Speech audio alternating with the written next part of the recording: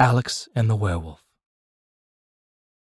Darkwood Forest loomed before Alex, every bit as grim as its name implied. The very feeling that the forest invoked was omnipresent, dark and foreboding. Never before had Alex felt such heaviness as he trudged onward toward the maze of blood roses. The rest of his journey wouldn't be an easy one. If Alex could manage to make it through the forest, he would still have the vampires to contend with. With any luck, he'd be able to skirt past them and find his way into the maze of blood roses. But how would Alex find the Demon of Hearts from there? He still wasn't sure. The farther into the forest he traveled, the more paranoid Alex became. There were so many strange noises. Snakes slithering, trees groaning, owls hooting, bugs chirping, and faint screaming in the distance. He couldn't tell if the screaming came from a man or a beast, a female or a male. Maybe it was just his imagination. For as long as the person or creature wailed, it should have lost its voice. Still, it wailed on relentlessly, haunting Alex's waking nightmare. He trudged on, singing a tune inside his head to drown out the busyness around him. It did little to clear away the depression that Alex felt from being in Darkwood Forest.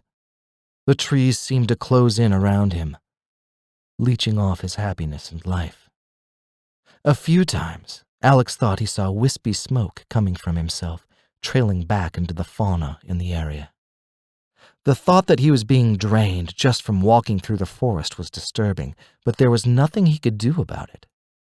Alex had to get to the other side, no matter what. It was nearly dusk when he wandered into new territory.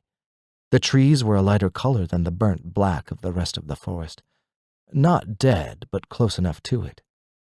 Almost instantly, Alex began to hear whispering, causing a chill to roll down his spine. "The white rabbit is not yours, Alex," a ghostly voice said. With panic rushing through him, Alex turned to see where the voice was coming from, but there was no one around.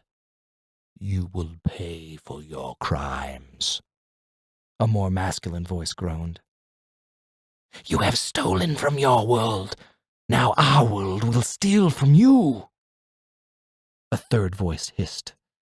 Alex clasped his hands over his ears, but it did nothing to keep the voices out. They spoke as if they were right inside of his head, tormenting him to the point that he began running to get away from them. Blindly, Alex sprinted through the forest. Finally, the voices seemed to be behind him, but Alex didn't stop. He didn't want to give them a chance to catch up to him. Forgetting caution, Alex looked back as he ran, trying to determine once more where the voices had come from. Well distracted, he didn't even notice the wall of flesh that had stepped out from behind a tree. Alex collided head-on with a mass of fur and muscle.